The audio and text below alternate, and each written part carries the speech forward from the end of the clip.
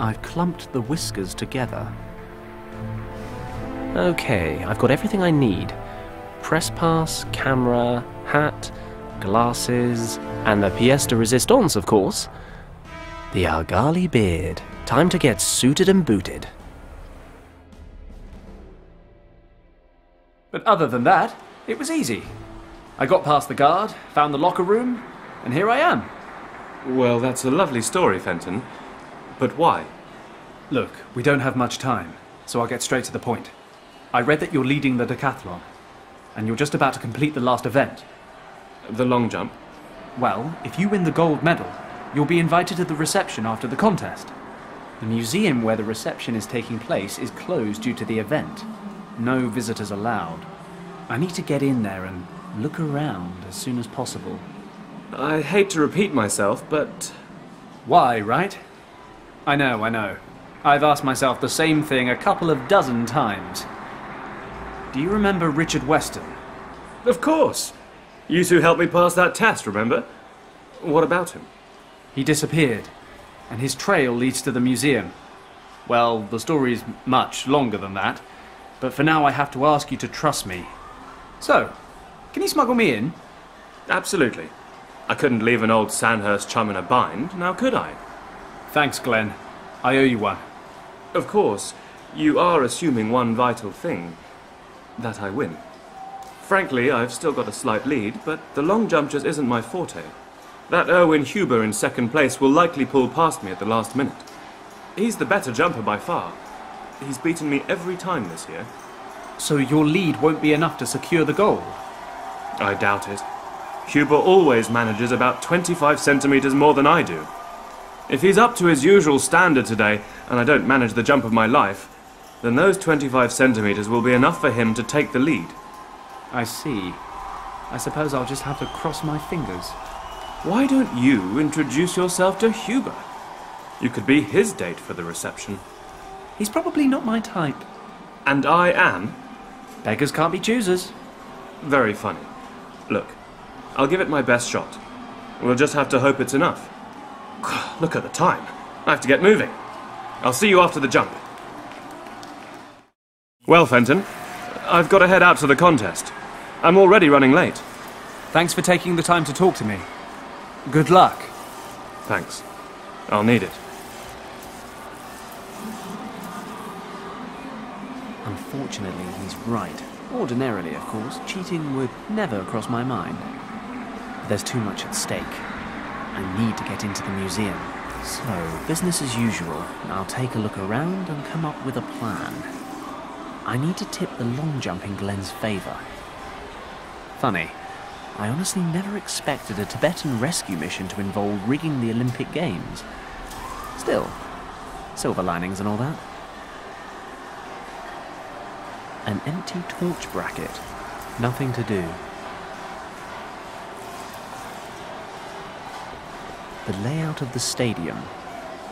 As we've already established, of course, I'm an expert orienteer, so I won't be needing this. The sign says, equipment room. It's locked.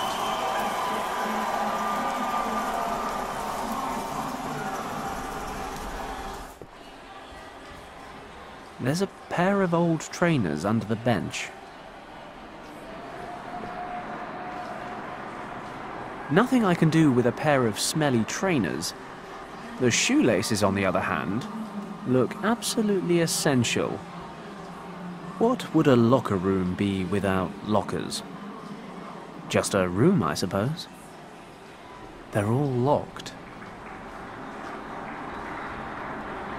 There's a bottle in the rubbish bin. A bottle of cleaner. 2 long shoelaces. A bottle of cleaner.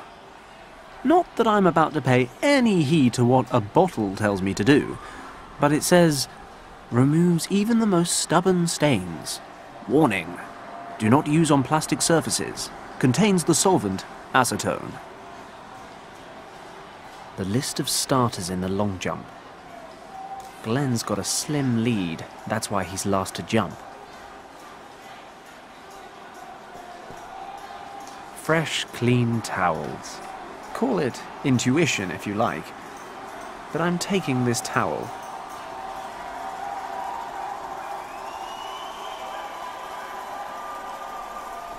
This is a list of the best scores the decathletes have achieved in the last year. Glenn's toughest competitor, Erwin Huber, still tops him by 25 centimeters in the long jump. If they're both on form tonight, the German will just snatch victory. If Glenn doesn't win gold, he won't be able to get me into the museum. I've got to do something. A used towel. Filthy. I'm not touching it. Might as well be eyeing up women back at Shen's. Damn, it's getting late.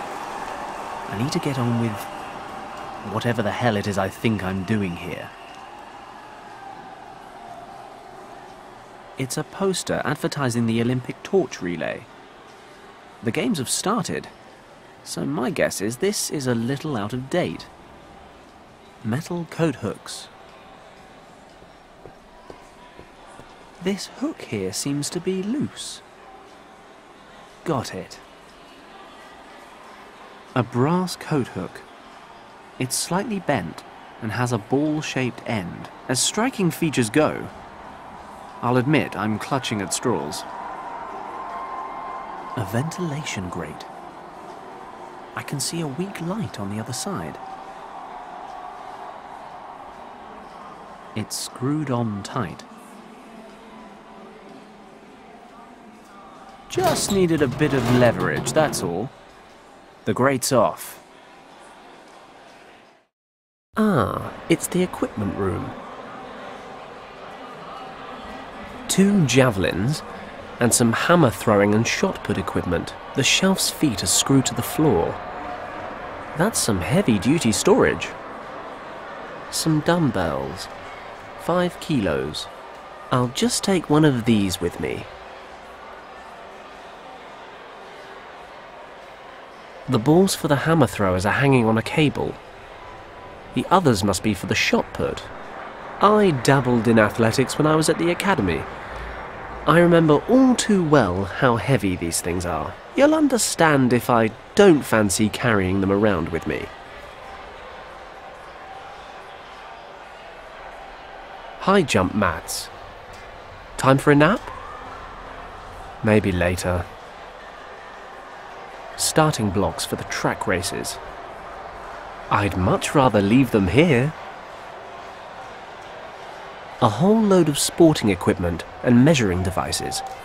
Stopwatches, batons, several table tennis balls, and a measuring tape.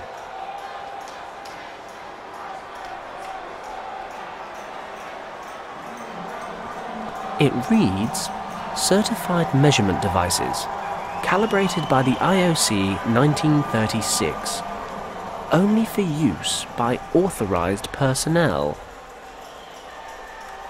I can't see much, but it looks like a full house out there. Adventurous though I am, perhaps I should just go the normal way. A measuring tape. Could be useful. 5 table tennis balls. I'm sure no one will miss these. More lockers. They're all locked. It's a metal plate screwed into the side of the locker.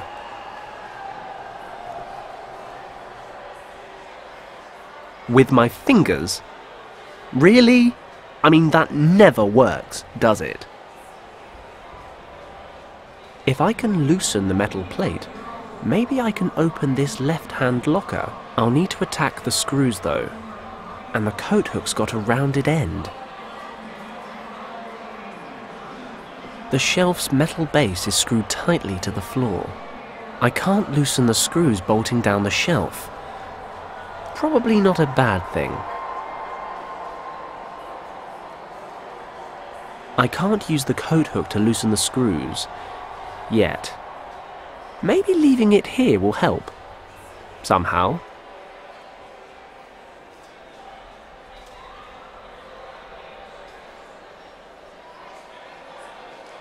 Okay, it's all tied up. Time to get to work.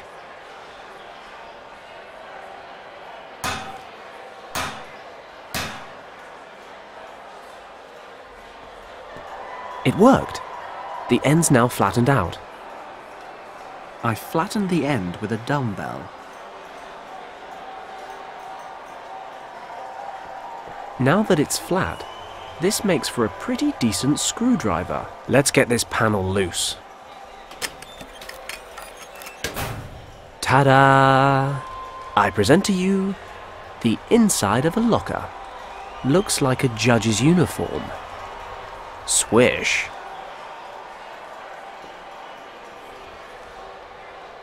A judge's uniform. An official IOC judge's uniform. The colour's questionable, but the material's top quality. It's even my size.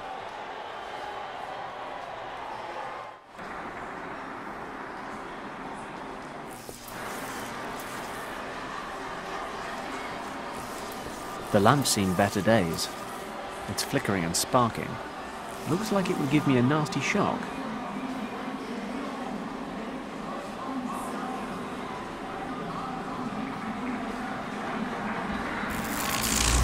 The sparks set the flowers alight.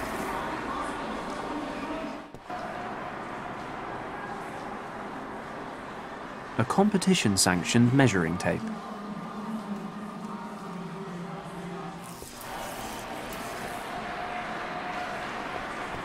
I'm going to need a better disguise.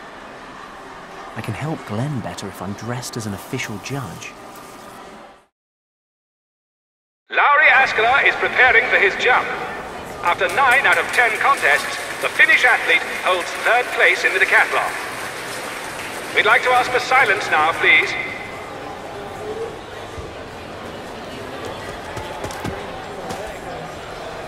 Askela's jump is valid as well. Now we're anxious to know the distance.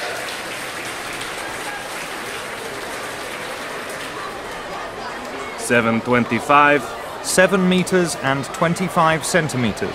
We've just been informed of the distance. 7 meters and 25 centimeters. A sensational jump by the exceptional Finnish athlete. Can Erwin Huber and Glenn Parker keep up?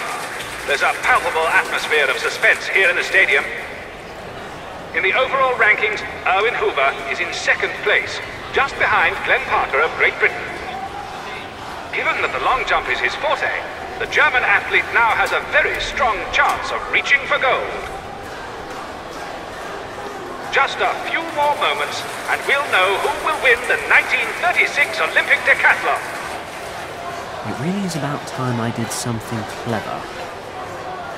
Or at least vindictive.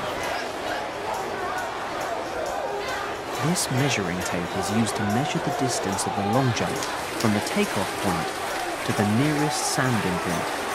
I'd say there's a fair chance the judges would want an explanation for why I need their measuring tape. I'm not entirely sure I've got one. The judge records the distance and relays it to the stadium announcer. I'd better not talk to him. The judge uses the microphone to relay the jumper's distance to the stadium announcer. The judge decides whether or not a jump is valid. He shows the white flag for a good takeoff. Then he takes that measuring tape, attaches it to the bolt next to the takeoff line, and measures the distance to the nearest imprint in the sand. I really don't need the attention right now. This cable powers the lights and things out on the track. I shouldn't do anything to blow my cover. That's a lot of people. That guy with the tash looks familiar.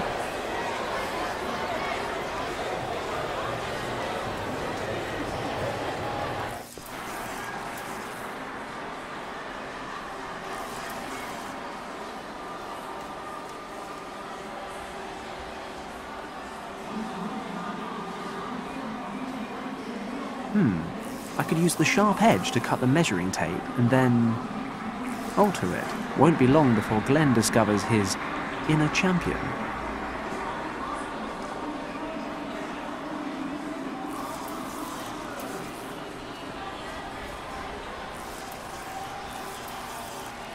I sense, yes, I rather sense a plan taking shape. I'll cut another 25 centimeters off the 1 meter piece. That's the exact length Glenn needs to beat his competitor's best distance. Right. To properly alter the measuring tape, I'll have to glue the 25 centimeter shorter piece back onto the roll. So, any measurements off this baby will be 25 centimeters shorter. Should be enough to give Glenn the advantage, but I need something to stick it back together.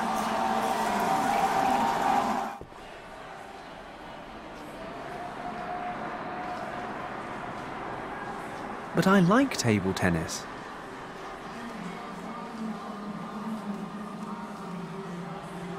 There's still some fluid left. I'll hang on to it. The cleaner contains acetone. According to the label, this solvent shouldn't come into contact with plastics. My destructive tendencies are encouraging me to do precisely that, hence the table tennis balls. But if it melts plastic, I can only imagine what it does to human skin. I need a container of some kind. The bin looks pretty sturdy. Should be a good container for my little experiment. Wish I could say this was the first time I've done something like this. The solvent's dissolving the balls. All that's left is a sticky mush and a fierce stench. Smells a bit like thorn apple.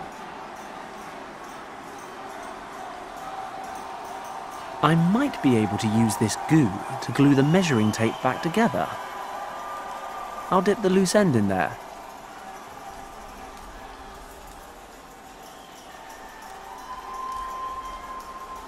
Perfect. I'll glue the shortened piece back onto the original roll.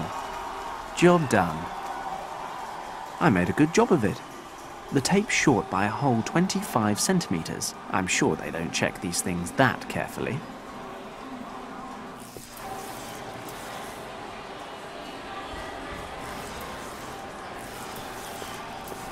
Yes, that is where a torch is supposed to go, but then it would burn the cables above it. I'm not sure that's such a great idea. At least, not right now.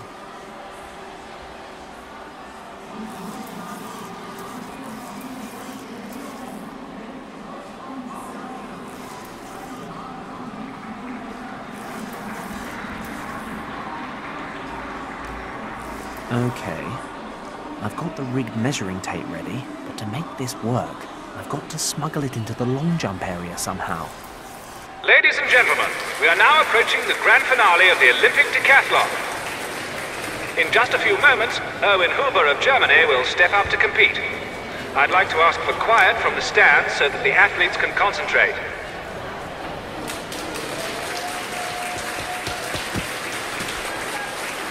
An excellent effort. That was quite a jump. Could Erwin Huber have beaten his own record? 750. 7 meters and 50 centimeters. 7 meters and 50 centimeters. Fantastic! Erwin Huber has topped his own personal best. This will make it very, very difficult for Glenn Parker to defend his lead in the overall standings. Parker is heading to the track. In just a few minutes, his performance in the long jump will determine the gold medal decathlon winner. I'm really running out of time here. I've got to swap the tape, but I'll struggle as long as those two judges are still standing over it.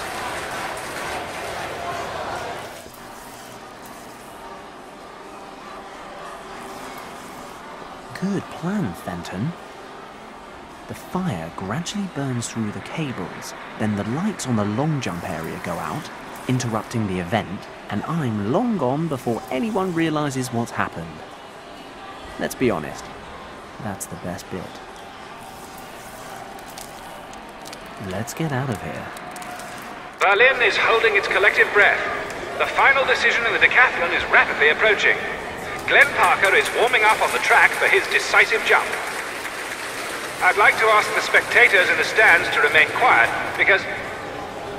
One moment. We seem to be experiencing technical difficulties in the long jump area. Testing, testing, 1, 2, 3, can you hear me? What's wrong? What do you think is wrong? There's a complete power failure in this part of the stadium. Must be another problem with the cables. I'll go check. Come with me. I might need your help. Shouldn't the technician take care of it? Sure, in about 3 hours' time, we can't put the Olympic Games on hold. Can you keep an eye on things while we try to fix the problem? But of course. Just leave everything in my capable hands.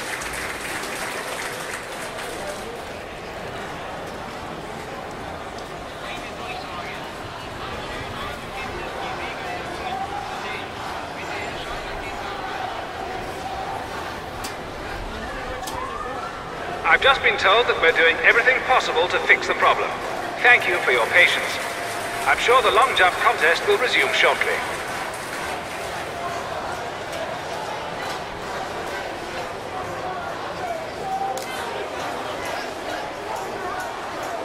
The perfect time to swap the tapes.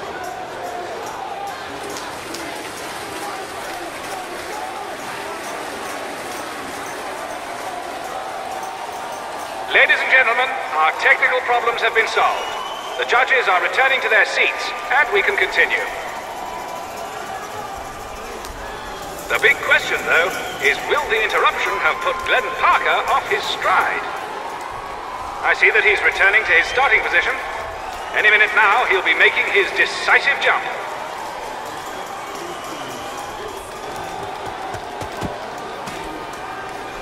The jump is valid. But was it far enough? From here, it doesn't seem like he came anywhere near Erwin Huber. But what do the measurements say? 7:35. 7 meters and 35 centimeters. 7 meters and 35 centimeters! That puts him just behind Erwin Huber in this final event, but it's just enough for Glenn Parker of Great Britain to take the gold medal! His lead may have been minuscule, but that's a minor detail.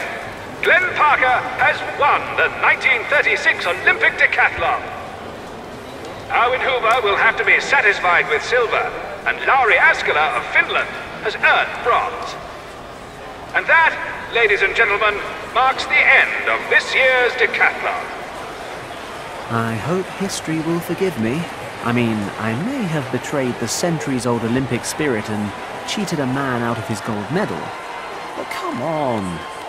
I am here saving the world, so I'll finally be able to get into the museum. Countess von Hagenhild had better be there with what I need. Glenn had better have a spare dinner jacket as well.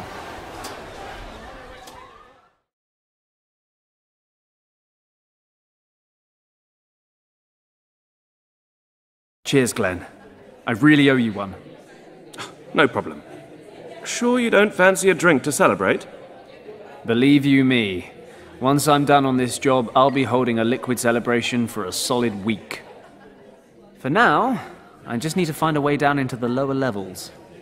Then I won't keep you. Maybe I'll see you at the next Sandhurst reunion. Sure, if I get an invitation this year. What is it about smuggling they have such an issue with? Heaven knows. Well, good luck with your search for Richard. It was great to see you again, Fenton. Thanks, Glenn. You take care.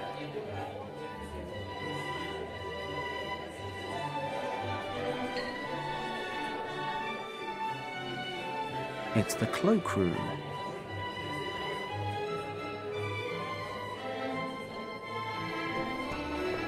This scarf could prove useful at some point. Ooh, almost got caught there.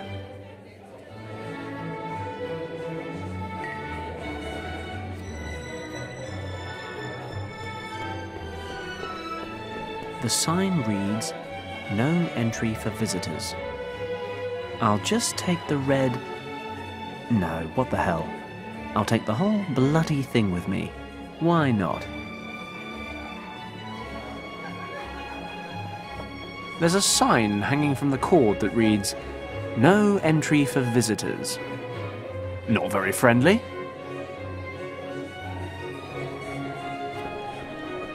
These people need to learn how to hold their bladders. We used to go 48 hours with our legs crossed in intensive training. Let's just close this whole area off.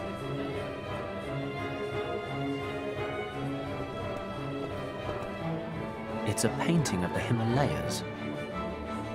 A monastery in the Tibetan mountains. No, not that monastery. Yak on a mountainside.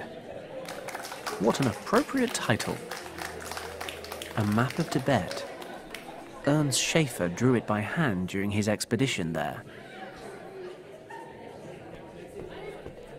It's summer. No one really needs a beautiful scarf like this. This display case contains equipment from an expedition to Tibet, led by a certain Ernst Schaefer 2 years ago. A small movie camera and a few bits of clothing, along with some climbing equipment. The lid's closed, but I can't see a lock.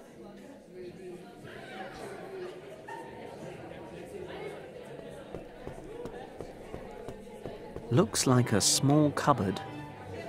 Well, no, it's definitely a small cupboard. I mean, just look at it. It's cupboard-shaped and small. The cupboard door is locked. A heavy door. Surprise. It's locked. But the party's just getting started. Oh, and yes, I am supposed to be saving the world.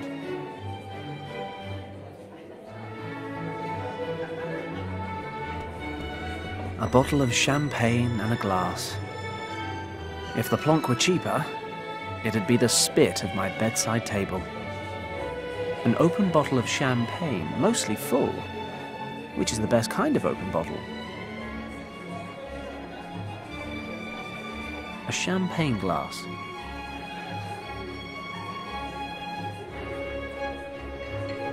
There's a champagne cork in this glass. I'll have that, shall I?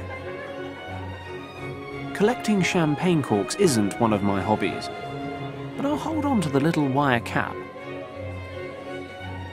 It's the wire cork cap from the champagne.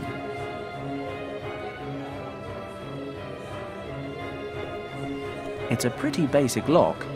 I should be able to get it open.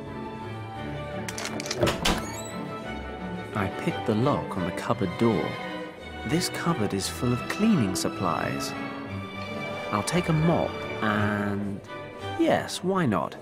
A jar of hydrochloric acid.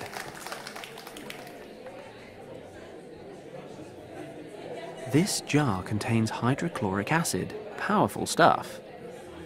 They probably use it on the tiles. Your typical mop.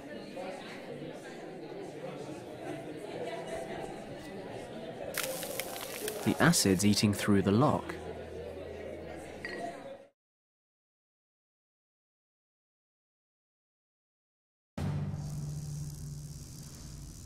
I have been searching these exhibits for over 3 hours. Where's the Piriris map? As I told you, Countess, most of your research material was moved to Wavelsburg Castle last week. I am personally affronted that you would exploit my absence in this way. You will regret this, Schauberger. Maintain your composure, Countess. This decision was out of my hands. My research could be conducted at any of a number of sites throughout the country, and to be honest, I was far from thrilled about being moved to a laboratory in the center of the city. The fact that I was not informed of this move remains absolutely unacceptable. Who gave the order? It came from the very top, from the minister himself, or so I've heard. The minister? Are you surprised? I heard that some of your so-called brothers of the Order carry a great deal of weight with the minister, and they convinced him to move your research to the castle. You should know that I'm by no means a member of the Thule Society. They merely pay me for my scientific expertise. Whatever you say. In any case, your mysticism-loving friends apparently decided that this museum was no longer a suitable location for their club, and they presented the castle near Paderborn to the minister as a fitting alternative. He was so taken with the idea that the move was made immediately. Your exhibit items and documents were packed up and taken directly to Wewelsburg Castle. In return, my employees and I were forced to move from the pastoral Brandenburg countryside to the city so that the military command can keep a closer eye on our work. How unfortunate. But the fact remains that one of the exhibit items, the Piri-Reis map, is absolutely vital to my research. I shall go to the ministry to resolve the issue in person before setting out immediately for Paderborn. You there, battalion leader.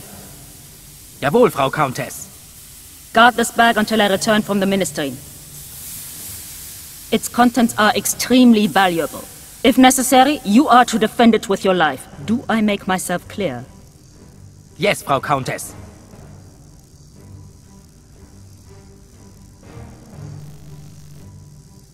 That's got to be the Eye of the Dragon. Sounds like the Piri-Reis map, however, is now in some castle near Paderborn. Countess von Hagenhild is gone. We can begin the test. All displays check out. Let's get started. Please set the power to the lowest level. We don't want things flying around the room.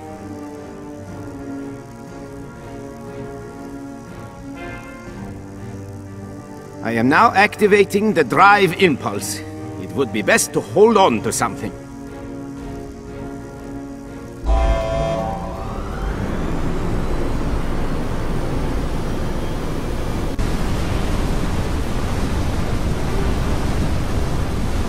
So far, so good. Please cut the power supply now.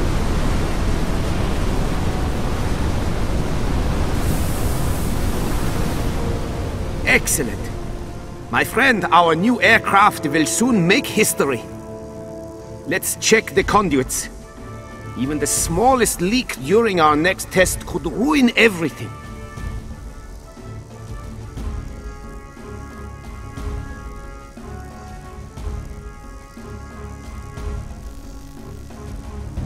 Okay, this is my chance. I need to get my hands on the eye.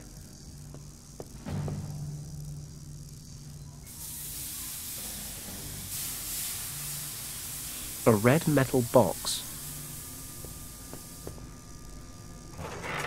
Damn, the handle was loose. It broke off.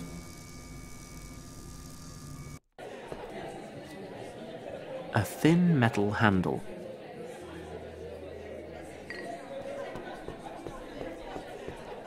I'll shove the handle between the lid and the frame of the display case, give it a little jerk, and... Open sesame. This display case contains equipment from an expedition to Tibet, led by a certain Ernst Schaefer 2 years ago. A small movie camera and a few bits of clothing, along with some climbing equipment. I'll just borrow a piton from the mountain climbing equipment. The movie camera looks like junk, and I'm not too keen on owning a pair of Ernst Schaefer's old woolen socks either.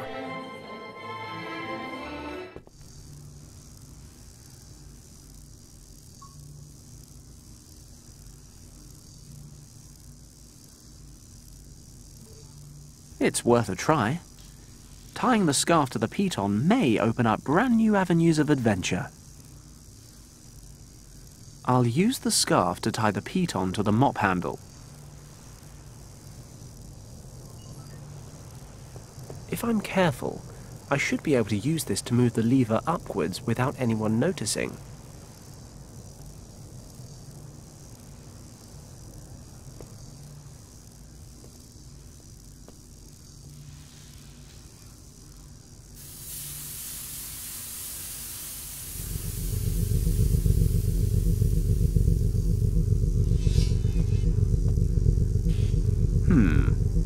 Low setting or maximum power?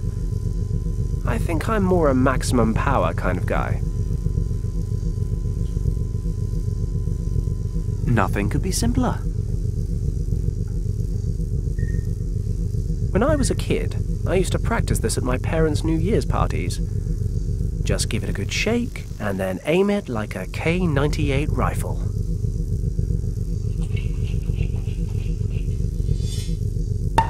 What's happening? Hold on to something! What's going on out there? You know, sometimes I can be really mean.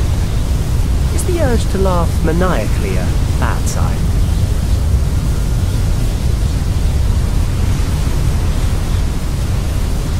I can't open it without the handle.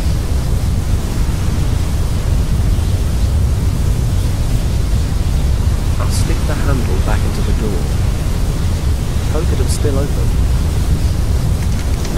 Bingo. Oh, it's just a fire hose. I was kind of hoping it'd be the Pyrenees map or something. He's otherwise engaged. Look at them, holding on for dear life. If he lets go and gets sucked into the engine, things are going to get very messy indeed, but for now, he's preoccupied and the eye unguarded.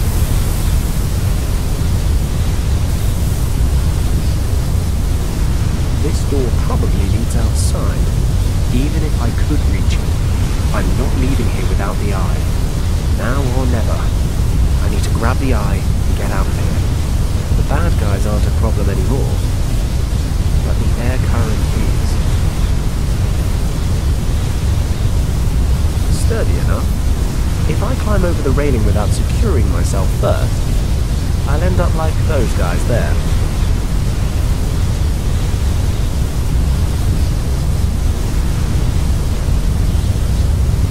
This fire hose must be over 10 meters long.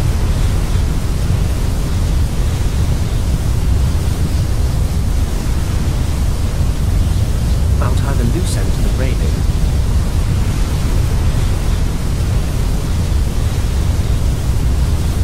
What should I do with the loose end? I can use the hose to make my way across to the office.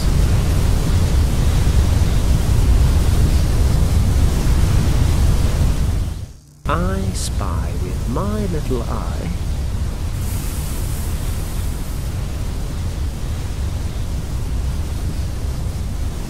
That's the bag. That's the bag.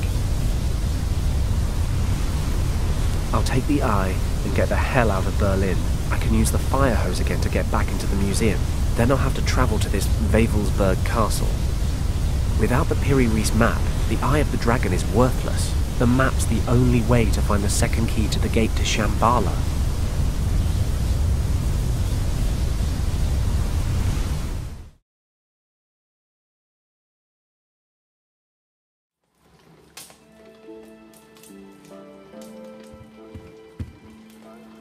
What is it, Huxley? Well, sir, a certain Mr. Kleist would like to speak with you. He showed up unannounced and is somewhat overbearing. Shall I send him away? No, certainly not. Send him in.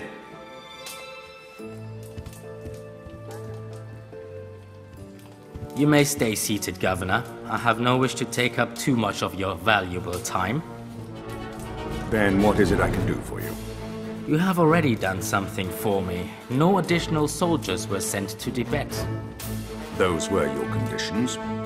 Indeed. But it seems that perhaps I need to explain those conditions a little more clearly. There was to be no interference from your side at all. I don't understand. Paddock, was it really necessary to set your dog on us? Does your son mean so little to you, Governor? You promised to give me some sign that he's still alive. All in good time. Pray instead that we can eliminate Paddock quickly. And I'm warning you for the last time. Stay out of this. Have a pleasant evening, sir.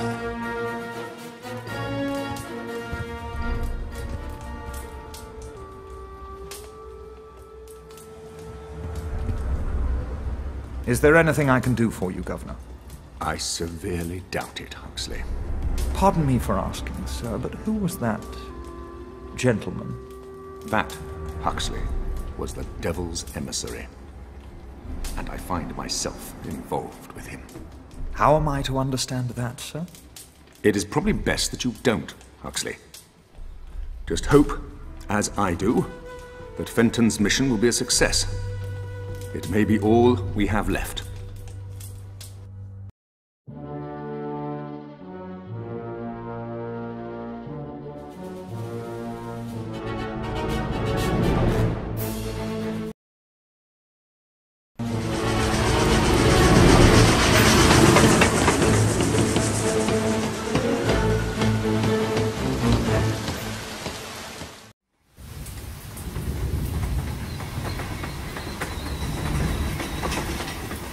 Ah, what a very pleasant journey. A bite to eat in the restaurant car, a few bottles of Bavarian beer, and a good snooze. I need to get to Wavelsberg Castle as quickly as possible. I've still got a head start over the Countess, but I'll need it to find the Piri-Reis map before she gets here. The station guard must know the way. Good evening. Excuse me. Good evening, sir. What brings you here so late in the day?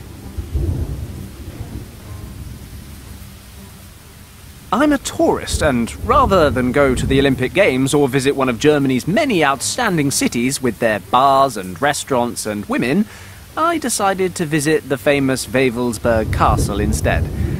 I'm beginning to wonder why, but I'm stuck here now. Do you know the quickest way to get there? I'm very sorry, sir. Wavelsberg Castle is closed to visitors right now. You're kidding. No, you're really not, are you? I've endured quite a ride just to come see this bloody thing. Oh, what a shame. But the castle has been under military control for some weeks now, sir. All of the access routes have been sealed off, and the guards are patrolling the castle surroundings. Why exactly is that? I find it better not to ask. Besides, I was only posted to this station a month ago. This is stupid. What do I do now? Well, you are not the first person to drop by wanting to visit the castle in the last couple of days. I'd advise you to wait for the next train. There's one going to Paderborn in 2 hours. I'm afraid there's not much you can do here to kill the time.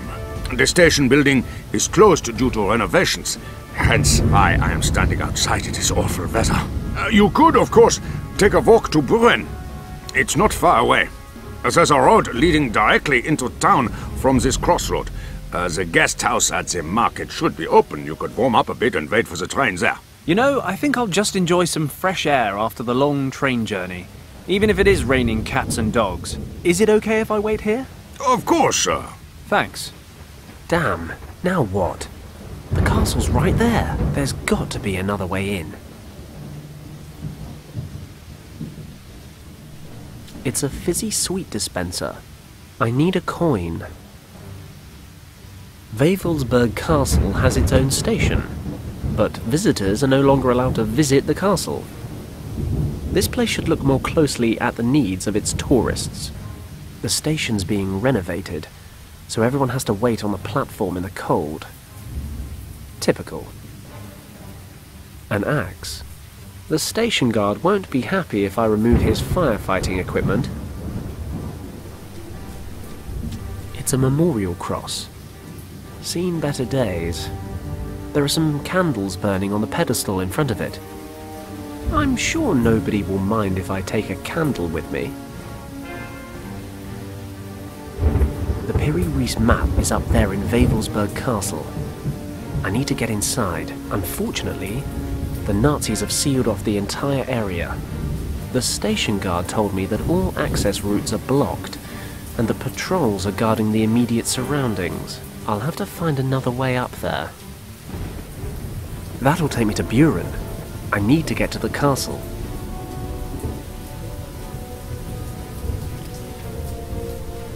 Some facts on local history. According to this, the castle was built in the 11th century.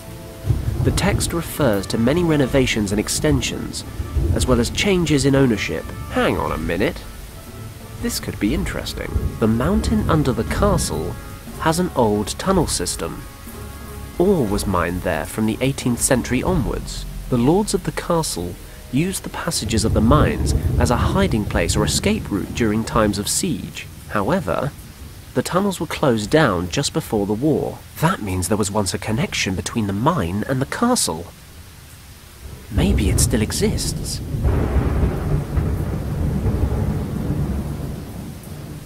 It's closed for renovations, apparently. I don't envy him at all. He sits in the rain guarding an empty platform at a tiny, deserted station. But then, things aren't a great deal better for me. If it doesn't stop raining, this barrel is going to overflow.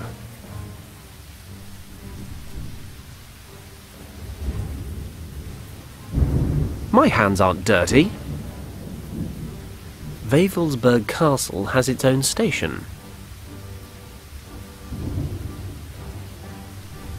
There's a thin steel cable hanging here. Could come in handy.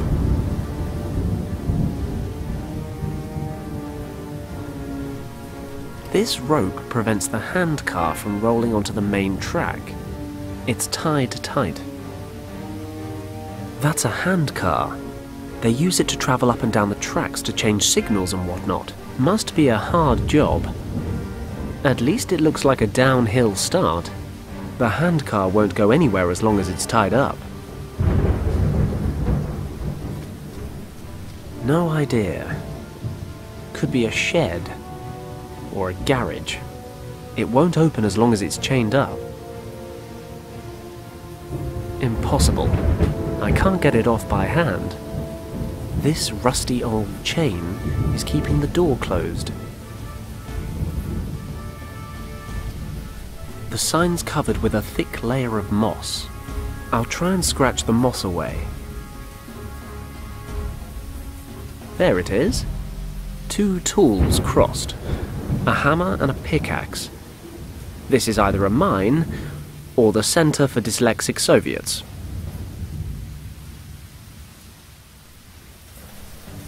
One of the train's rear lanterns. It's screwed securely to the carriage. An old carriage sitting on the siding. A thin steel cable. A burning candle. The Eye of the Dragon. This artifact is supposed to be the secret to finding the second portal key that opens the gates to Shambhala. Viewing the Piri-Reis map through the eye is said to reveal the key's hidden location. Of course, to do that, I need to find the map.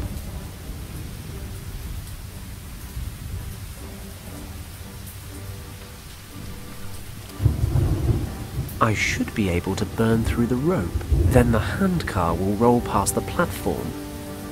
That should keep the guard occupied for a moment or two. Then I'll have some peace and quiet to find the entrance to the mine. Let's go.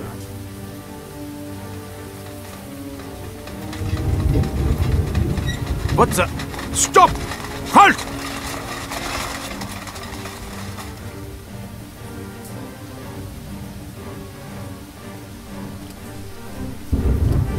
As long as no one complains, do what you like. Can't help but feel I'd look more dashing with a sword.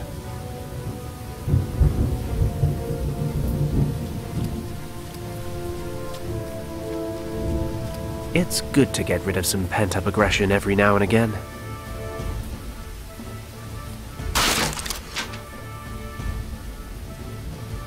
The lantern's empty.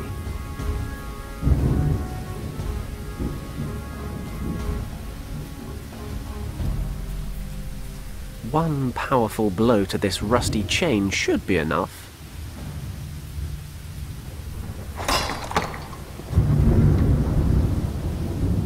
It's pitch black in there. What if the candle goes out? According to the sign next to the gate, this is the entrance to a mine. And if I understand the text on the info board, these tunnels may have connected up to the castle at one point. It's got to be worth a shot. I'll put the candle in the lantern.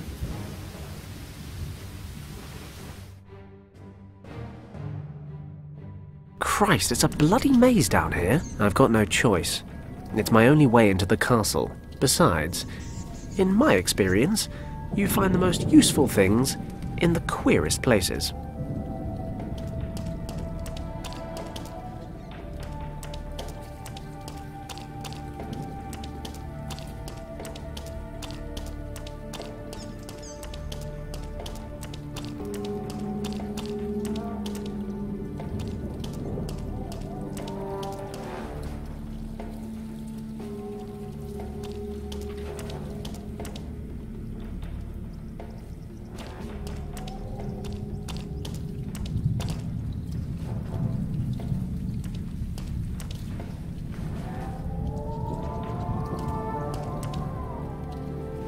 Ah, the stairs.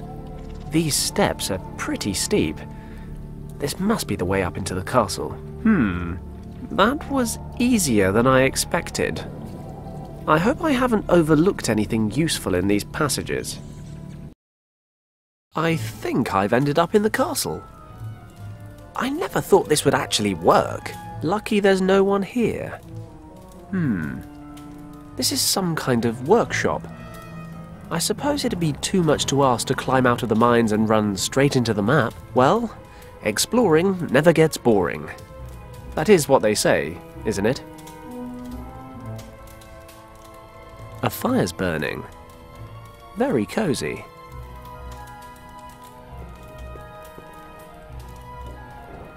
This fire would be comforting, if I wasn't deep behind enemy lines on a life or death mission. Nothing remarkable about the chimney itself. Far more interesting are the rungs built into the brickwork here. It's warm to the touch. It's a hand drill.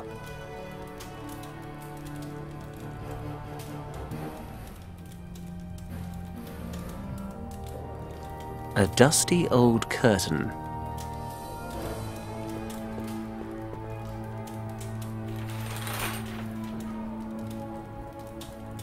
A filthy mirror. An authentic German nutcracker. I always wanted one of these old-style nutcrackers. There's a hook here.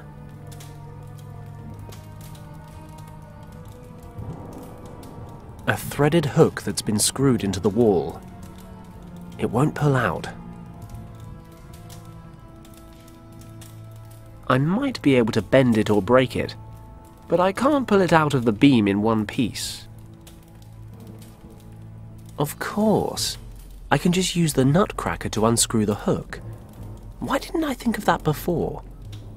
I'll jam the hook into his mouth, and then unscrew it like a pair of pliers.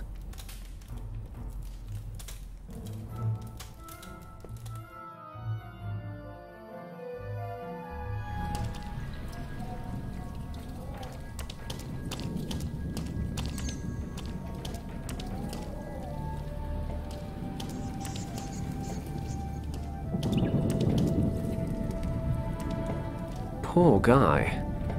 Let's hope I don't end up like him. This place is a maze. There's an old dented pot lying here.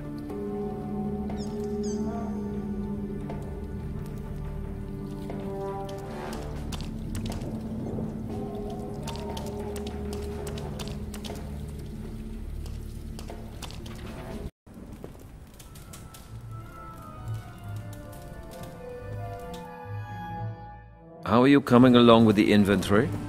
Nearly finished, Herr Feldwebel. I still need to catalogue the objects from Berlin. Okay, but it is essential that we finish the inventory today. The remaining exhibits will be arriving from Berlin tomorrow. Jawohl, Herr Feldwebel. Did he say inventory? Maybe it says where the Piri Reis map is stored. If only I could get a look over his shoulder. He's working on an inventory. If only I could get a look at it. It might be a nice shortcut to the Piri Reis map. Could save me trawling this castle for the next 3 hours. Probably won't. Mirrors like that reflect light onto the desk they're positioned over. Not much use to him after sunset, but it might let me get a look at those documents if I wasn't so far away. I better not get any closer. I don't want to push my luck. He's studying a map. As long as he's occupied, I don't really care what he's doing. And I always thought I was the one carrying too much weight. Huh, I joke, but seriously, I ought to get down the gym. I can't lug an entire set of armor around with me for 3 reasons. First, it's dead heavy. Second, it'll make me look silly. And third, this is supposed to be a stealth mission. I'll just take the gauntlets, because they're cool.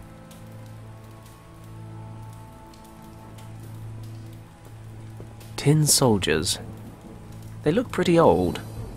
I'll take some with me as backup, in case I get caught. A candlestick without a candle.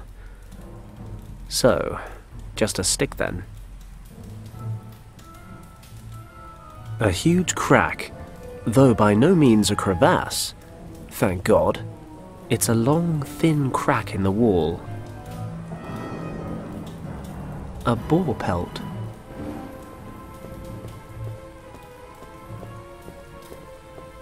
Well, it's not Argali, but it'll do.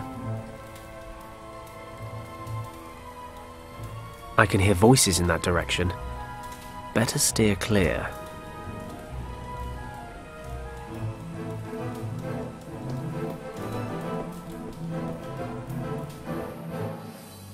Nice view.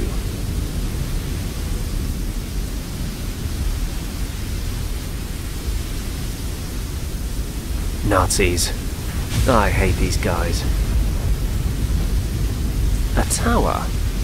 It's a tower. A chimney. Believe it or not, I can't reach it from here. I can see a few houses down there. That must be the village of Buren the guy at the station mentioned. It's too dark and I'm too far away to make out any details. There's probably a lot fewer people who'd be happy to shoot me on sight down in the village. But what can you do? A telescope mounted on the railing. I see trees. The telescope's pointing toward the forest, and I can't turn it. It seems to have rusted. A hand drill. The telescope's attached with a metal clamp. Maybe I can loosen it with the drill.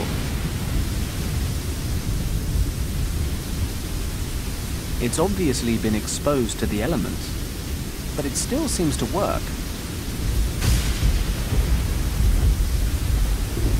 That's better.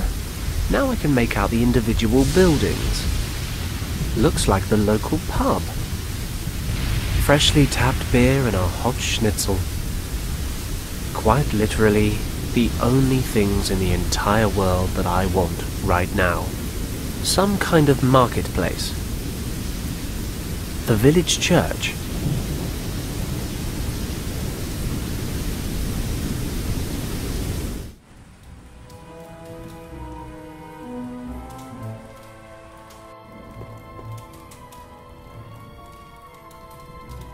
I hope you like your new home, guys.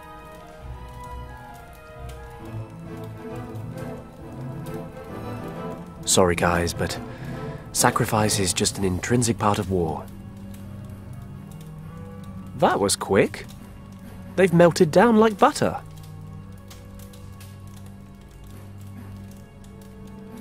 I'll pour some of the molten tin into the hollow in the candlestick. Don't ask me how I did it, but I've bored out the solidified tin. It's now a lovely round shape. Almost like a coin, you might say.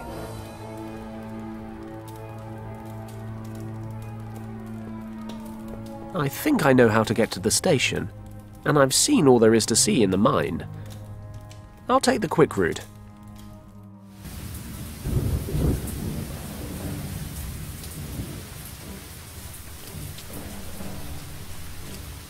What do you know? It actually worked.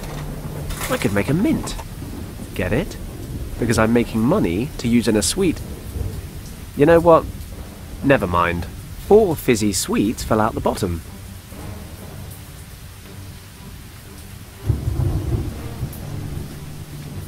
I'll pour some water into the pot. These fizzy sweets contain sugar, citric acid, flavouring and colouring. Yum. The sweets are dissolving in the water. I'll dip the pelt into the water. That should do it.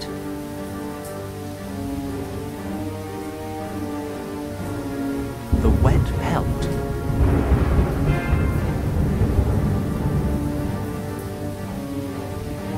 Not quite there. I need something to dissolve the grease. I've soaked the pelt with lemon water. There. Spick and span. The clean mirror.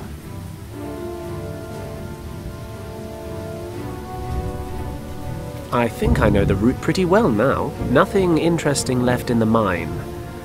I'll head straight up to the castle.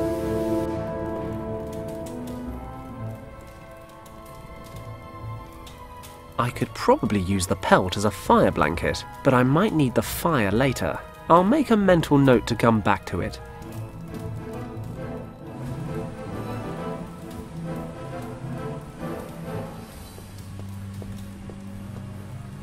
I'll put the mirror down gently. A huge crack, though by no means a crevasse. Thank God. It's a long, thin crack in the wall. I can't see anything in the mirror apart from myself. Fascinating though I am, preening myself isn't going to save the world. Maybe it's just too low. I'll, put it back in my pocket?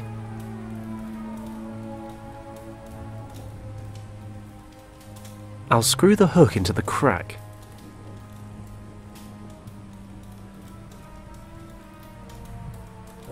Okay, I'll hang the mirror up here.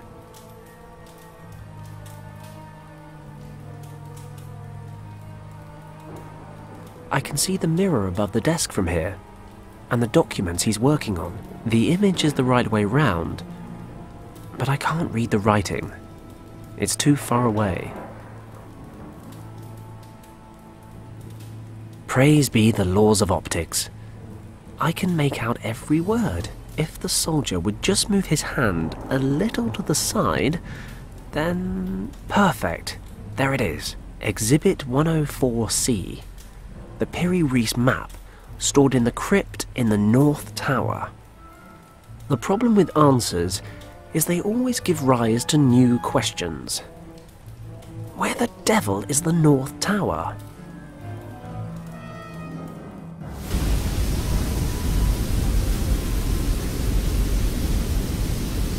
The village church. Wait a moment. Churches always point west, don't they? With the altar in the east. The main entrance is facing away from me, so...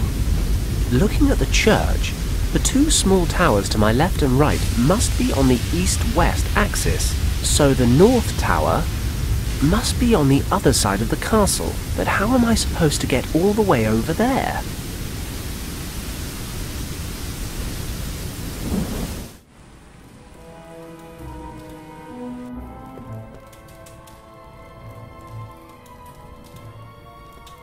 I think I can safely put the fire out now.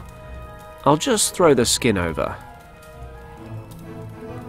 Great, the fire's out, though it now smells like a wild pig's marital sty in here. Now the fire's out, I can see the ladder rungs more clearly. They definitely lead up to the roof. I can't see right up to the top from here, but these rungs in the side of the chimney must lead up to the roof. The ladder rungs are still too hot to hold. The gloves should protect me from the heat, climbing up the chimney to steal people's treasured possessions. I'm like the anti-Santa, only trimmer. Luckily, I'm not afraid of heights. Or, as we've established, anything at all. Apart from our Garleys. And Kim, when she's in a huff.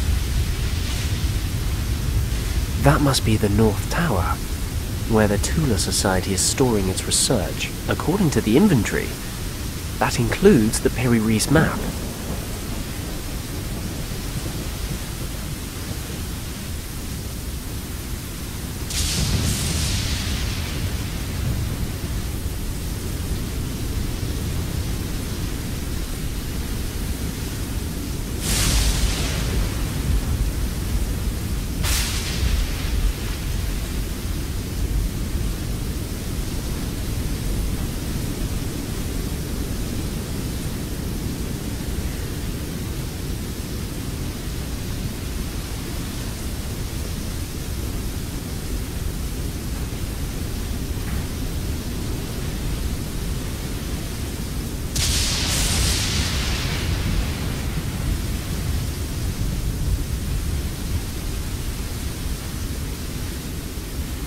I'll try to get in through one of the windows.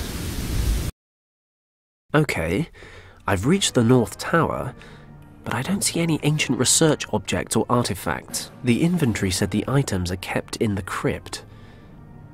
Thinking about it, this doesn't really look like a crypt to me. It must be one floor lower.